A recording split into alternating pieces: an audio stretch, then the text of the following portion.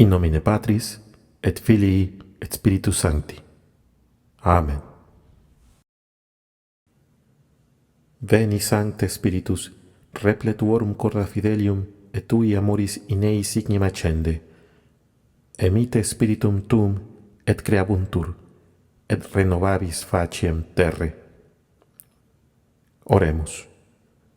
Deus qui corda fidelium, Sancti Spiritus illustratione docuisti, da nobis in eodem Spiritu recta sapere, et de eius semper consolatione gaudere.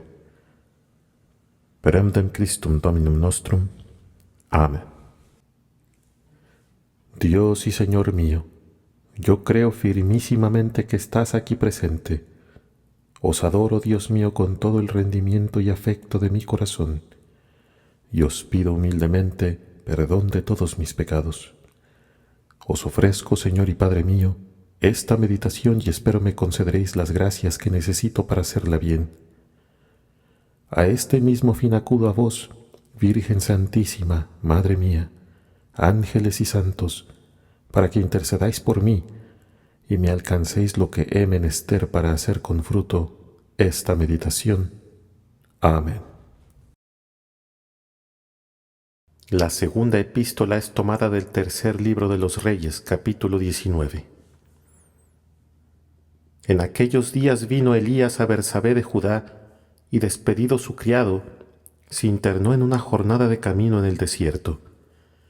Y habiendo llegado bajo de un enebro, se sentó allí y deseando morir le dijo a Dios: Basta, Señor, saca mi alma de mi cuerpo, porque no soy yo mejor que mis padres. Entonces se tendió en el suelo y se durmió a la sombra del enebro. En el mismo tiempo un ángel del Señor le tocó y le dijo: Levántate y come. Miró Elías y vio cerca de su cabeza un pan cocido bajo de la ceniza y un vaso de agua.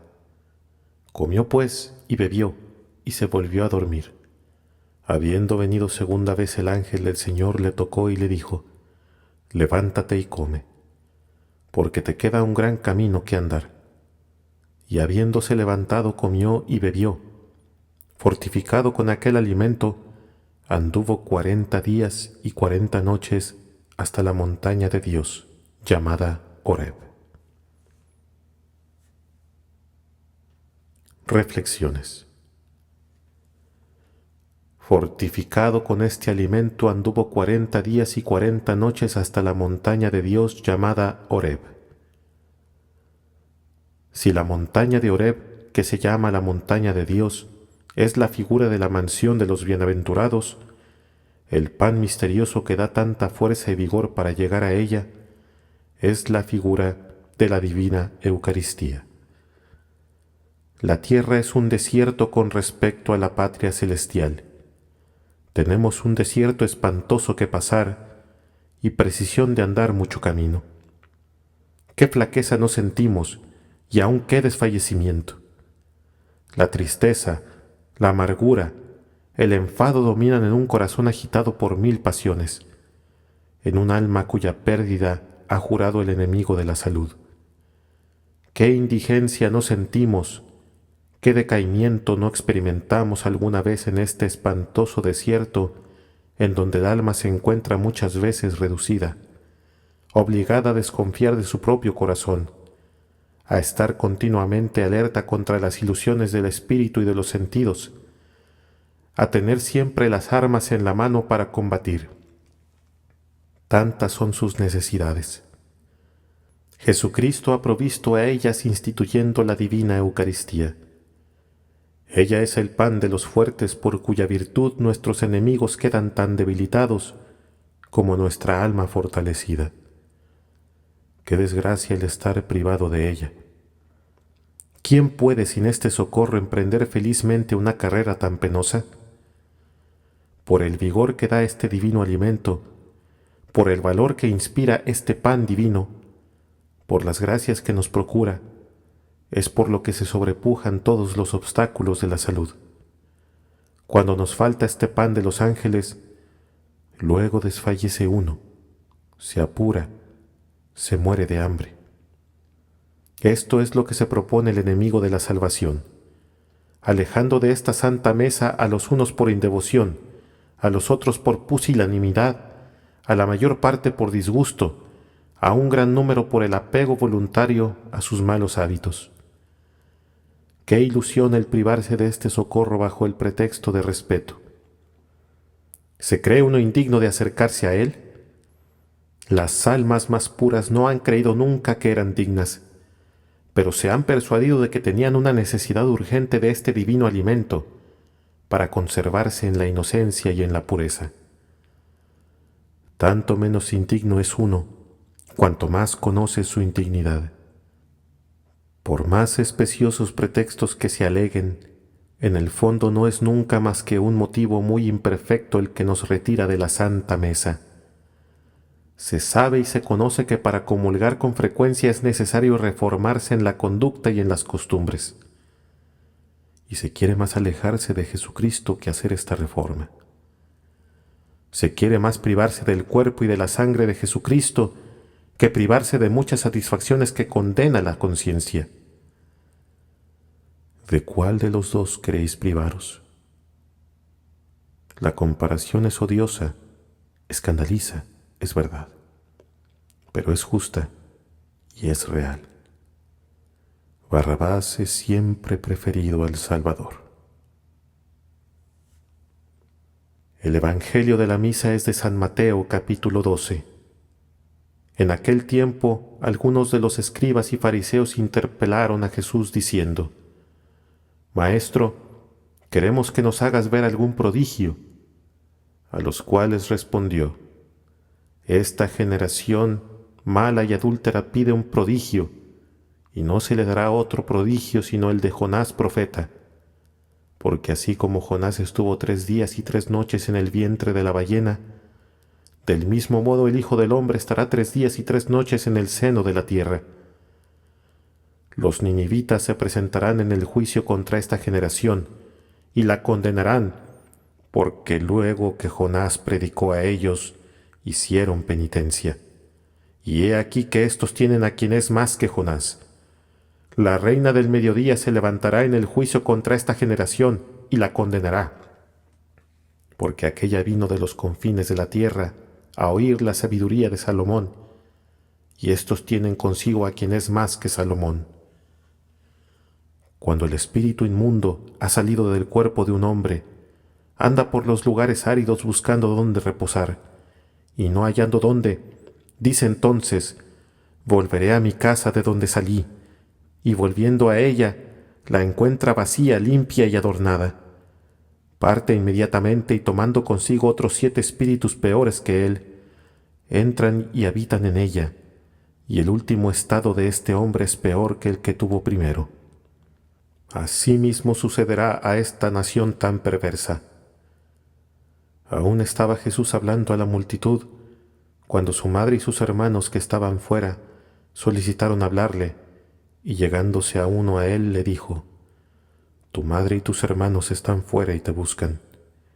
Mas él le respondió al que se lo decía: ¿Quién es mi madre y quiénes son mis hermanos?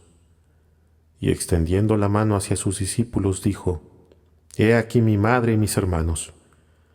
Porque cualquiera que hiciere la voluntad de mi Padre que está en el cielo, ese es mi hermano, mi hermana y mi madre. Meditación. Punto primero. Considera que lo mismo sucede con la recaída en el pecado que con la recaída en las enfermedades. Una misma es la causa y uno mismo el peligro. Es indudable que las recaídas en las enfermedades las ocasionan por lo común los mismos humores que habían alterado el cuerpo la primera vez, los cuales no habían sido purgados del todo. Lo mismo puede decirse de los pecados en que se vuelve a caer después de haberse confesado. Es muy temible que estos nuevos pecados sean efectos de los antiguos, cuya absolución no había sido más que aparente por falta de contrición. Un sentimiento vivo, un dolor penetrante, un sincero arrepentimiento de una falta grave, quasi nunca son ineficaces. Juzguémoslo por el arrepentimiento natural que tenemos de un exceso que ha faltado poco para causarnos la muerte, de una imprudencia que nos ha hecho desgraciados, de una empresa que ha arruinado nuestra fortuna. ¿Son vanos los propósitos que entonces se hacen? ¿Son ineficaces las resoluciones que se toman? Hechos cuerdos a nuestra costa, ¿qué horror no se concibe por aquella indiscreción, por aquella pasión, por aquella tontería que nos ha desacreditado tanto y que nos ha sido tan nociva? ¿Con qué cuidado se evitan las causas y las ocasiones que la produjeron? ¿Con qué sabia tenacidad se resiste a las invitaciones más ejecutivas? ¿Con qué ánimo se renuncia a todos aquellos falsos atractivos? Por duro, por desagradable que sea aquel régimen de vida, se guarda sin embargo escrupulosamente por el temor de recaer en la enfermedad. Por más que lisonjee el gusto, por más que agrade aquella bebida, se priva uno toda la vida de ella, desde el momento en que se ha conocido por una triste experiencia que es un veneno. El comercio nos ha arruinado. Se prefiere el no tener bienes jamás a volver al comercio. La complacencia no va nunca tan lejos, que nos vuelva a empeñar en lo que tan mal nos ha salido. Se descubre este carácter de arrepentimiento en la penitencia cuando es inmediatamente seguida de la recaída. Es posible que haya habido un dolor sobrenatural, un sentimiento penetrante y amargo, una contrición verdadera de un pecado para el que se buscan las ocasiones y que se comete pocos días después de una confesión cuasi forzada. No, el corazón no muda nunca tan apresuradamente. Nada prueba más sensiblemente una falsa penitencia que una pronta recaída. Ella demuestra por lo menos que lo que ha condenado el crimen ha sido sólo la razón y el entendimiento, pero el corazón no la ha detestado. Dios ha tenido poca parte en una conversión que ha sido tan poco duradera. El pecado de recaída hace, por decirlo así, reaparecer aquel que una penitencia aparente había como ocultado, sin haberle destruido. La tentación no hace propiamente más que volver a llamar los objetos, despertar las disposiciones, excitar un fuego que la falsa penitencia había solo cubierto de cenizas. Mi Dios, cuántos pecados encierra, por decirlo así, un pecado de recaída. Punto segundo. Considera que la recaída en el pecado no solo es un motivo para creer que no está uno bien convertido, sino que es también motivo para temer que no se convertirá, tal vez jamás. Apenas se ha detestado el pecado, confesado el pecado y hecho el propósito de no cometerle más, se vuelve a caer en él, señal evidente que aquel dolor ha sido fingido, el propósito imperfecto, la reconciliación falsa, la penitencia nula, porque aun cuando haya sido verdadera, sin embargo, la cobardía es la que la ha hecho a uno recaer, y puede muy bien temerse que sea para no levantarse jamás, porque el demonio, como dice el Salvador, no vuelve a entrar en el lugar de donde había sido arrojado, sino con nuevas fuerzas, para hallarse en este estado de hacer una resistencia más vigorosa. Él está mucho más cuidadoso y más vigilante después de haber vuelto a ganar el puesto, que lo estaba antes de haberlo perdido.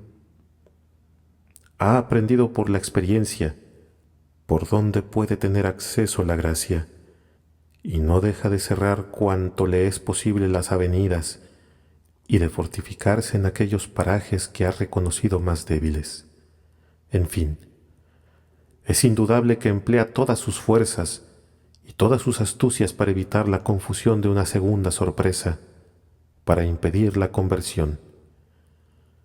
Todo el mundo sabe que la recaída en las enfermedades es muy peligrosa, y que ordinariamente es mortal, porque debilitada la naturaleza por los primeros ataques del mal, tiene menos fuerza para sostener el segundo, y para segundar el arte de los médicos, que nada pueden sin ella. Lo mismo sucede con los pecados reiterados. Con dificultad se vuelve a levantar de ellos. La recaída conduce naturalmente a la impenitencia final. Por la recaída se ha aumentado en nosotros la inclinación natural que tenemos al mal, mucho más de lo que hubiera podido aumentarse tal vez por 100 y por 1000 actos reiterados antes de nuestra penitencia.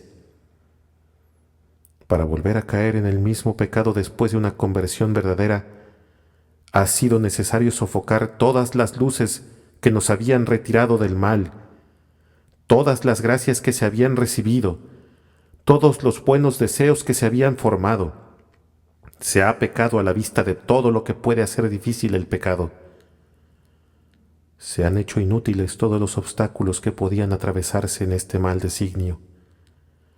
Se ha determinado uno a pecar a la vista del infierno, a pesar de todas las amenazas de un Dios irritado, de todos los remordimientos, de todas las amonestaciones de la conciencia. ¿Qué estrago no hará un torrente que ha podido romper unos diques tan fuertes? Y si es verdad que después de una acción de piedad magnánima es difícil condenarse, ¿no puede también decirse que después de una recaída semejante la salud es como imposible? Preservadme, Señor, de esta desgracia. Quitadme la vida antes que permitir que yo pierda la gracia después de haberla recobrado. Preservadme por vuestra gracia de toda recaída, y haced que yo evite en adelante toda ocasión de pecado. Afirmad, Señor, mis pasos en el camino que me lleva a vos, no sea que llegue a vacilar en él. No me arrojéis, Señor, de vuestra presencia, ni permitáis nunca que se retire de mí vuestro espíritu. Propósitos. El cuidado que se tiene para prevenir e impedir una recaída en un enfermo convaleciente y la atención que pone el mismo convaleciente para no recaer enfermo deben servirnos como de regla y de modelo para prevenir toda recaída después de la conversión. Estás ya curado, dice el Salvador. Guárdate de pecar en adelante, no sea que te suceda alguna cosa peor. Por esto sed solícitos en huir las menores ocasiones de recaer. Examinad todo lo que ha podido serviros de ocasión de pecado para evitarlo. Comportaos después de vuestra conversión como los enfermos que salen de una gravísima enfermedad. Qué cuidado y qué reserva, qué sobriedad, qué temor a las comidas dañosas, al aire nocivo. Qué fidelidad en guardar un régimen de vida.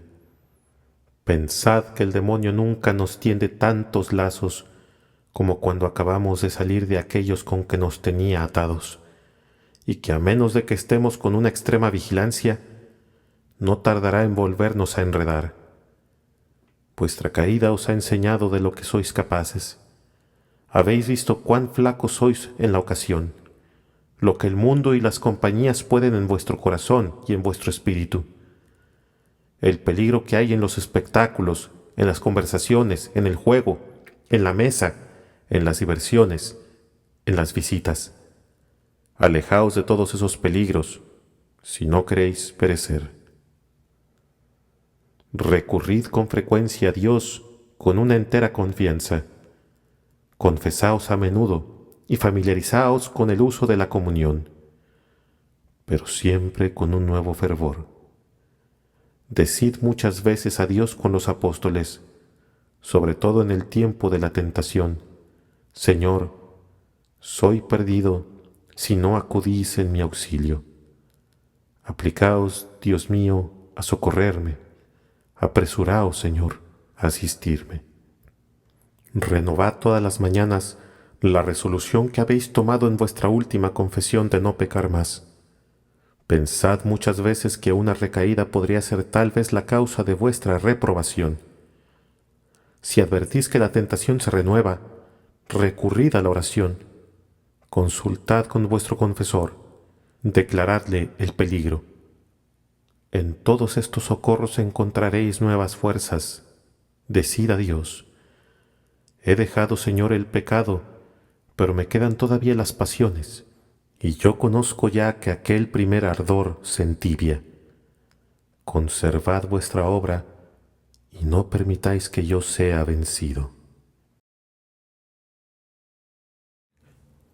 Os doy gracias, Dios mío, por los buenos pensamientos, afectos e inspiraciones que me habéis comunicado en esta meditación.